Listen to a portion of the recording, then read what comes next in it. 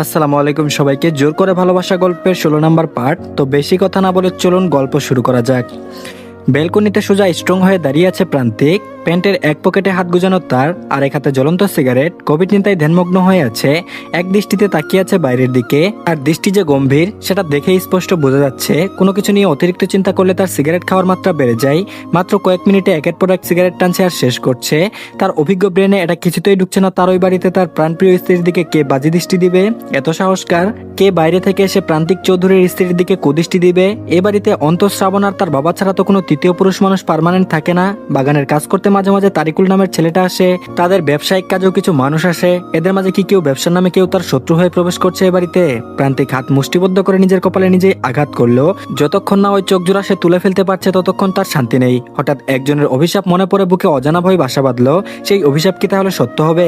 জাহাঙ্গীরনগর ইউনিভার্সিটিতে পড়ার সময় এক মেয়ে তাকে অভিশাপ দিয়েছিল, সারা পৃথিবীর মেয়ে তোমার জন্য পাগল প্রান্তিক চৌধুরী। সেই সুযোগে তুমি কোনো মেয়ের আবেগের মূল্যায়ন করতে জানো না। এই যে তুমি বলো এইসব ভালোবাসার অনুভূতি তোমার আসে না। সৃষ্টিকর্তার অদ্ভুত এক নিয়ম, তুমি একদিন কাউকে ভালোবাসবে, এত ভালোবাসবে সারাক্ষণ আতঙ্কে থাকবে। সেই মেয়ের ভালোবাসা হারানোর ভয় তোমার রাতের ঘুম কেড়ে নেবে। তোমাকে ভালোবাসবে না সেই মেয়ে, আর যদিও তোমাকে ভালোবাসে, আমি অভিশাপ দিয়ে যাচ্ছি, সেই মেয়ের যেন মৃত্যু হয় তোমার মতো নিকৃষ্ট মানুষকে ভালোবাসার জন্য। কেউ না কেউ যেন তোমার থেকে তাকে কেড়ে নেয়, কেড়ে নিয়ে তোমাকে নিঃস্ব করে দেয়। ভালোবাসার যন্ত্রণা একদিন তুমি হারে হারে টের পাবে প্রান্তিক চৌধুরী। তোমাকে ভালোবাসা মেয়েটা মরে যাক। প্রান্তিক সেদিন বাঁকা হেসেছিল, তারপর বলল, কে মরলো আর কে বাঁচলো আই ডোন্ট কেয়ার। কোনো মেয়ের জন্য আমার জীবন অন্তত থেমে থাকবে না। কোনো মেয়ের সেই ক্ষমতা নেই আমাকে দুর্বল করে তুলবে।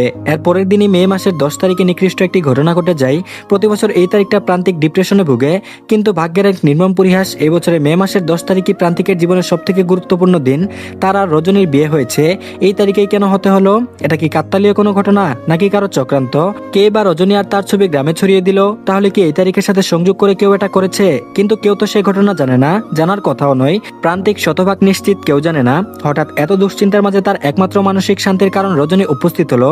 রজনী পেছন থেকে দাঁড়িয়ে মিহি কণ্ঠে বলল, শুনুন না। প্রান্তিকের হৃদয় শীতল হলো রজনীর কণ্ঠে। সমস্ত দুশ্চিন্তা দূরে ঠেলে পেছনে ফিরে তাকালো যেন ঝড়ের গতিতে। রজনী নিচে তাকিয়ে দেখলো 15-20টা সিগারেট খেয়ে ফেলার অংশ। এখনো হাতে একটা জ্বলন্ত সিগারেট রয়েছে। রজনী বিরক্ত হলো তীব্রভাবে। এত সিগারেট একসাথে একটা মানুষ কিভাবে খেতে পারে? প্রান্তিক বুঝতে পারলো রজনী বিরক্ত হয়েছে। হাতে সিগারেটটা দূরে ফেলে দিয়ে আচমকা রজনীকে জড়িয়ে ধরলো, একদমই বুকের সাথে মিশিয়ে ধরলো। কিছুক্ষণ আগে কল্পনাতীত কথাগুলো তার মনে পড়লো। সে রজনীর কিছুই হতে দিবে না, এইভাবে বুকের সাথে জড়িয়ে ধরে রাখবে আজীবনকাল। প্রান্তিক রজনীর কপালে চুমু দিয়ে বলল, আমি তোমার কিচ্ছু হতে দিব না রজনীগন্ধা, কিচ্ছু না। তুফান আসুক, মহাপ্রলয় ঘটে যাক, তবুও তোমাকে আমি আগলে রাখবই। রজনী হঠাৎ এমন আচরণে কিছুটা অবাক হলেও প্রান্তিককে ধাক্কা মেরে ফেলে দিয়ে বলল, সিগারেট বেশি খেয়ে কি মাথায় সমস্যা হয়েছে? প্রান্তিক বলল, তোমাকে দেখার পর থেকে তো মাথায় আমার এমনিতেই সমস্যা হয়ে গিয়েছে। রজনী বলল, সব দোষ আমার? প্রান্তিক বলল, হ্যাঁ তুমি আমার মাথা খেয়েছো। চোখে কি বশীকরণ তাবিজ পড়ো, আমি তাকালেই শেষ হয়ে যাই? রজনী বলল, আমার ভাবতেই ঘেন্না লাগে একজন সিগারেট খোর আমার বর। প্রান্তিক বলল, ঘেন্না লাগে? রজনী বলল, হ্যাঁ লাগে। কথাটা রজনীর মনের বিরুদ্ধে বলল। প্রান্তিকের অভিজ্ঞ দৃষ্টি দেখতে পেল রজনীর চোখে কোনো ঘৃণা নেই। সে সিগারেট খেয়েছে বলেই রজনী রেগে এসব বলেছে। প্রান্তিক রজনীর চোখে মুখে স্পষ্ট রাগ দেখে বলল, কি ঘৃণা লাগে রজনীগন্ধা আমাকে নাকি সিগারেটকে? রজনী বলল, আপনার উচিত ছিল সিগারেট বিয়ে করা, আপনার জীবন সঙ্গী হিসাবে সিগারেটই উত্তম ছিল। প্রান্তিক বলল, উফ মেয়েটা বলে কি, জোরবস্ত বিয়ে করে কি ফায়দা পেতাম? রজনী বলল, আমাকে বিয়ে করে কি ফায়দা পেলেন? প্রান্তিক দুষ্ট হেসে বলল, শুনতে চাও? রজনী বলল, হ্যাঁ। প্রান্তিক বলল, ভয়ানক লজ্জা পাবে কিন্তু। বলেই প্রান্তিক রজনীর একদম কাছে গিয়ে ঝুঁকলো, কানের সাথে উষ্ঠ মিশিয়ে ফিসফিস করে কিছু বলে ঠোঁট কামড়ে হাসলো। রজনীর সাথে সাথে লজ্জায় লাল হয়ে গেল। সেই লজ্জা লুকাতে চোখ পাকিয়ে প্রান্তিকের দিকে তাকিয়ে বলল, আপনি এত নির্লজ্জ কেন? ছি, এসব মুখে আনেন কিভাবে? আপনাদের লজ্জা করে না? আপনার সাথে আর কথাই বলবো না। বলে রজনী হাঁটা দিল। প্রান্তিক রজনীর হাত টেনে ধরে আবারও বুকের সাথে মিশালো, মাথায় চুমু দিয়ে বলল, তোমাকে বারবার আদর করে কাছে টানবো বলেই তো রাগিয়ে দিই, বুঝো না কেন তুমি? রাগ ছাড়া ভালোবাসার গভীরতা বাড়ে না, একদম পানসে হয়ে যায়। পুরুষ মানুষের জন্ম হয়েছে বউকে রাগিয়ে দিয়ে সরি বলে ভালোবাসার জন্য। বউয়ের কাছে মাথা নত করলে ইজ্জত যাবে না। রজনী বলল, আপনি ছাড়ুন আমাকে, খুব খারাপ আপনি। প্রান্তিক বলল, পিচ্ছে একটা মেয়ে বিয়ে করেছি, আমার হাঁটুর বয়সী, যা বলি তাতেই রেগে যাই, ইহকালেও মনে হয় না আর বাবার ডাক শুনতে পাবো। রজনী বলল, আবার আজে বাজে কথা বলছেন আপনি। প্রান্তিক বলল, আচ্ছা আর বলবো না। এই বলো আমাকে ডাকছিলে কেন? রজনী বলল, আমি গোসল করব বলে। প্রান্তিক বলল, আমার সাথে গোসল করবে? তুমি এত রোমান্টিক, আগে জানতাম না। শাওয়ারে কিন্তু দারুণ রোমান্স হয়। রজনী বলল, না আমি একা গোসল করব। প্রান্তিক বলল, বিয়ের পরের দিন সকালে নববধূ গোসল করবে, কারণ কি? রজনী বলল, বাইরে যারা ছিল ওরা বলল আমি যেন গোসল করি। প্রান্তিক বলল, শুধু শুধু মানুষের দোষ দিচ্ছ কেন? আমি ঘুমিয়ে গেলে কোনো ফায়দা নাও নি তো? নেওয়াটা উচিত, বিকজ এমন হ্যান্ডসাম বর যার, সে কিভাবে নিজেকে দূরে সরিয়ে রাখবে? রজনী প্রান্তিকের থেকে খানিকটা দূরে এসে দাঁড়িয়ে বলল, আজে বাজে কথার একটা লিমিট থাকে, আপনি শুধু লজ্জা দেন আমাকে। আপনাদের এখানে পুকুর নেই, টিউবওয়েল নেই, আপনার গোসলখানা কিভাবে ব্যবহার করবো বুঝতে পারছি না। প্রান্তিক বলল, তোমাকে সব বোঝানোর জন্য আমি আছি তো, টেনশন নিও না। প্রান্তিক রজনীর হাত ধরে ওয়াশরুমে প্রবেশ করলো। কারো ওয়াশরুমে যে এত বড় হয় আর সুন্দর হয় রজনীর ধারণার বাইরে ছিল। একটা ওয়াশরুম দেখে রজনীর ধারণা হয়ে গিয়েছে প্রান্তিক হোটেল টাকার মালিক, সে গোসলের কথা ভুলে গিয়েছে। চারিদিকে তাকিয়ে তাকিয়ে দেখছে বেডরুমের মতোই প্রায় একটা ওয়াশরুম, যেখানে একটা বাথটাব আর ভেতরে গোলাপ আর রজনীগন্ধার পাপড়ি ভাসছে। প্রান্তিক রজনীকে পাজা কোলে তুলে বাথটাবে নিয়ে শুয়ে দিল। রজনীর চোখ বন্ধ করে আছে। কিছুক্ষণের মাঝে সাবানের ফেনা হয়ে গেল পুরো বাথটাব। প্রান্তিক নিচে বসে আছে পানিতে এক হাত ভিজিয়ে, তার সামনে একটা জলপরি শুয়ে আছে। প্রান্তিক কোনোভাবে চোখ সরাতে পারছে না, চোখে নেশা হয়ে গিয়েছে। সাবানের সাদা ফেনার মাঝে রজনী শুয়ে আছে, তার সমস্ত শরীরে গোলাপের পাপড়ি। এত সুন্দর মুহূর্তটা প্রান্তিক মিস করতে চাইছে না। সে বুঁদ হয়ে রইল রজনীর দিকে তাকিয়ে। রজনীর দারুণ কিছু অনুভব হচ্ছে। সে চোখ মেলে তাকালো, তাকিয়ে দেখলো প্রান্তিক তাকিয়ে আছে তার দিকে, নিখুঁত দৃষ্টিতে একরাশ মুগ্ধতা। রজনী প্রান্তিকের দিকে পানি ছুঁড়ে মারলো। এক পশলা বৃষ্টির মতো পানি ছেড়া প্রান্তিকের মুখে গিয়েও লাগলো, তবুও প্রান্তিকের চোখের দৃষ্টি সরছে না। রজনী লাজরঙা চোখে তাকিয়ে বলল, আপনি এভাবে তাকিয়ে থাকলে আমার লজ্জা করছে, প্লিজ বাইরে যান। প্রান্তিক বলল, এত সুন্দর দৃশ্য জীবনে প্রথম দেখলাম, তুমি কি আমায় এই প্রথম দেখা সৌন্দর্য থেকে বঞ্চিত করতে চাও? রজনী বলল, এবার আমার লজ্জা করছে, প্লিজ যান। প্রান্তিক বলল, তাহলে আমাকে একটা কিস করো, যাচ্ছি। রজনী বলল, না, এটাও পারবো না। প্রান্তিক বলল, তোমাকে দেখতে দিবে না, কিসও করবে না, তাহলে কি করবে? রজনী লজ্জায় আরো বেশি লাল হয়ে গেল। বাইরে থেকে প্রিয়তা ডাকছে। রজনীর গোসল শেষ হলো কিনা। প্রান্তিক আচমকায় রজনীর উষ্ঠে উষ্ঠ ডুবিয়ে দিয়ে হাসতে হাসতে বেরিয়ে গেল। রজনীর খারাপ লাগেনি, লজ্জা লেগেছে। কেন জানি প্রান্তিকের স্পর্শ তার দারুণ ভালো লেগেছে। সে কাছে আসলে লজ্জায় এলোমেলো করছে, তবে অদ্ভুত এক ভালো লাগা কাজ করছে। প্রিয় পুরুষের স্পর্শতে কি জাদু থাকে? এর আগে তো কোনো পুরুষের স্পর্শ তার সহ্য হয়নি। বিয়ের প্রথম সকাল, ডাইনিং এ সবাই নতুন বউয়ের জন্য অপেক্ষা করছে। প্রিয়তা রজনীকে একটা হলুদ রঙের জর্জেট শাড়ি পরিয়ে বাইরে নিয়ে এলো। সকালের গোসলের পর রজনীকে আরো স্নিগ্ধ লাগছে। গায়ের হলুদ রঙের শাড়ির জন্য গায়ের রঙও যেন হলুদ দেখাচ্ছে। প্রান্তিক শাওয়ার নিয়ে কোমরে টাওয়াল পেঁচিয়ে হাত দিয়ে মাথায় পানি ঝাড়ছে আর রজনীর দিকে তাকিয়ে আছে। হলুদ রং তার কখনো পছন্দ ছিল না, কিন্তু রজনীর পরনে হলুদ শাড়ি দেখে প্রান্তিক মুগ্ধ। সে হলুদ রঙের প্রেমে পড়ে গেল। একটা হলুদ রঙের শাড়িতে একটা মেয়েকে এত সুন্দর লাগে তার জানা ছিল না। প্রান্তিক নিচের ঠোঁট কামড়ে ধরে মনে মনে বলল, পৃথিবীর সব রং বুঝি তোমার জন্যই সৃষ্টি রজনীগন্ধা। এই বাজে হলুদ রংটা আজ নিজের সৌন্দর্য খুঁজে পেলে তোমার ছায়ায়। তোমার ছয় সবকিছুই সুন্দর, তুমি পরশ পাথরের মতো। আজ নিঃসন্দেহে বলতে পারি নিজে নিজেকে, প্রান্তিক চৌধুরী, তুমি জিতেছ, তুমি অনেক বড় ভাগ্যবান। রজনী মাথা নিচু করে বসে আছে, ফ্লোরের দিকে দৃষ্টি নিক্ষেপ করা। শাড়ি পরার অভ্যাস নেই, তার উপরে জর্জেট শাড়ি সামলাতে বেশ অসুবিধা হচ্ছে। বারবার মাথায় কাপড় পরে যাচ্ছে। অন্ত বলল, ভাবির মনে হয় শাড়িতে অসুবিধা আছে। শ্রাবণ বলল, ভাবির শাড়ি সামলানোর জন্য ভাই আছে, তুই দেখিস কেন? ভাই জানলে তোর খবর আছে।